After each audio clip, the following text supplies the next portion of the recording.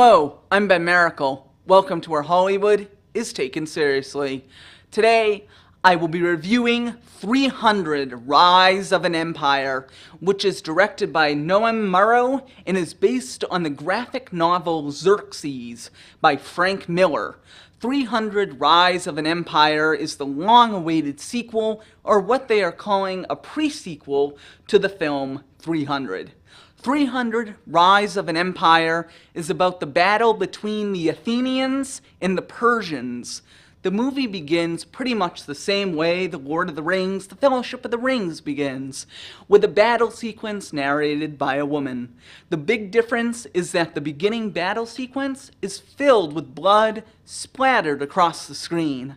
The main Athenian character is Themistocles, who isn't nearly as cool as King Leonidas from the movie 300. One of the main Persian characters in 300 Rise of an Empire that has more screen time than Xerxes is an evil and nasty woman named Artemisia, who is a naval officer. Most of the battles involve Themistocles and Artemisia fighting with swords. A good portion of the fighting takes place on boats in the water to make it more epic. The ongoing fighting that contains more blood than anyone can possibly imagine doesn't get old or boring because there is a point to it. It isn't just put in the movie for the sake of putting it in there. The movie also shows the audience the origin story of Artemisia and how she came to be the killer that she is. No fan could even take a guess at who trained Artemisia to be a killer. When you find out who it is, you will be surprised. Some might argue that this movie is just fight sequence after fight sequence, with each sequence bloodier than the previous one. I disagree, because there's a reason why the Athenians and the Persians are battling each other, but sadly, the plot can be dramatic at times. This movie did not need a plot that is so dramatic, because it isn't that type of movie.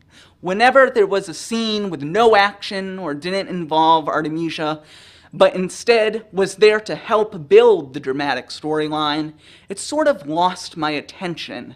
Having the dramatic plot was not needed. In fact, it hurt the movie. 300 Rise of an Empire certainly wasn't the best pre-sequel for such a fantastic and awesome first film, but it was at least worth seeing. The violence and the special effects in this bloodbath of a movie lived up to my expectations. The movie also surprised me with two other things. The first was the music by Junkie XL, and the second was Eva Green's performance as Artemisia. Her performance was very good for a movie that is released early in the year. Artemisia might just be the best female villain since Xenia Onatopp from the 1995 James Bond film GoldenEye. I would not be surprised if Eva Green gets nominated or even wins a Saturn Award. The movie also stars Sullivan Stapleton, Rodrigo Santoro, and Lena Headey. I can say this: it is a blessing from the movie gods that Zack Snyder did not direct this movie. I give 300 Rise of an Empire a B+. Thanks for watching, and I hope you keep watching my future reviews. You can like Where Hollywood is Taken Seriously on Facebook. You can also email me at wherehollywoodisTakenSeriously@gmail.com with your thoughts and opinions on 300 Rise of an Empire.